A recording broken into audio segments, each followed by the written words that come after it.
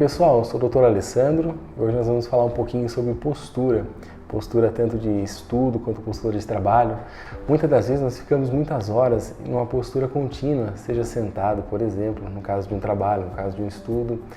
Imagina, por exemplo, no estudo a gente fica 4, 5 horas sentado, no trabalho também 8 horas sentado, por exemplo, o mal que isso pode causar principalmente para a nossa coluna.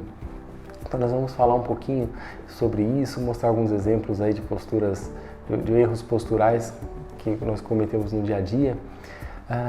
A postura errada, ela pode causar diversos males. A curto prazo, desde dor, desconforto, cansaço. A médio prazo, as dores vão ficando mais crônicas e num prazo mais longo isso pode levar a deformidades sérias e severas, algumas reversíveis e chegar a pontos irreversíveis. Então hoje nós vamos listar alguns temas importantes para vocês. Nós podemos também ter alguns cuidados no nosso dia a dia com a postura. Então, por exemplo, o ideal não seria ficar numa postura contínua o tempo todo. A gente tem uma média, mais ou menos, cada articulação tem o seu tempo de uso. Vamos falar da coluna lombar. A coluna lombar ela aguenta em média 1 hora numa posição contínua, sem a gente se mexer, ela aguenta antes de começar a desidratar os discos.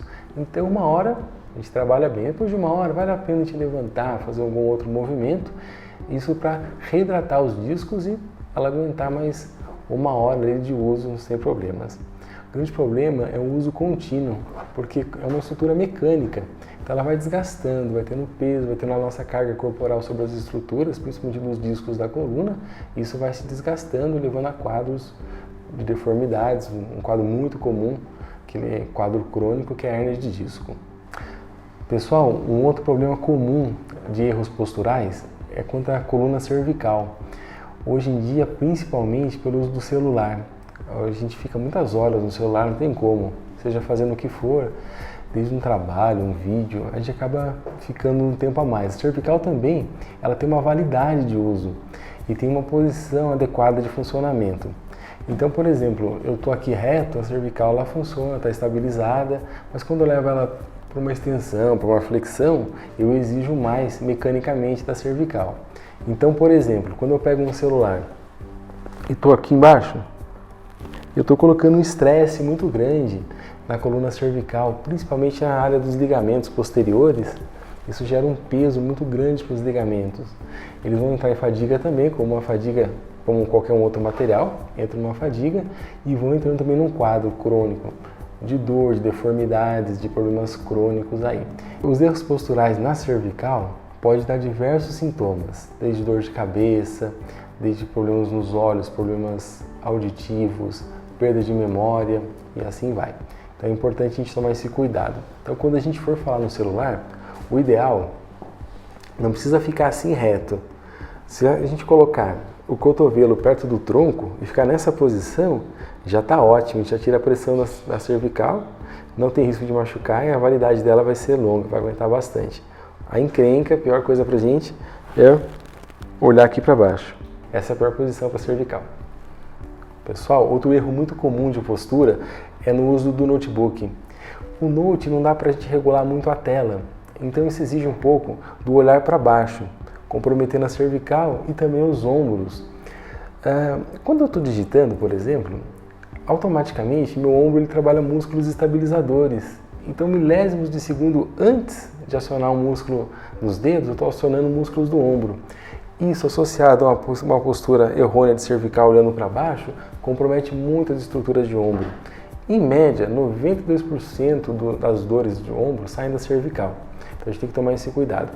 Aí, alguns recursos a gente pode usar. Um deles, por exemplo, é o uso do stand, que é esse suporte aqui.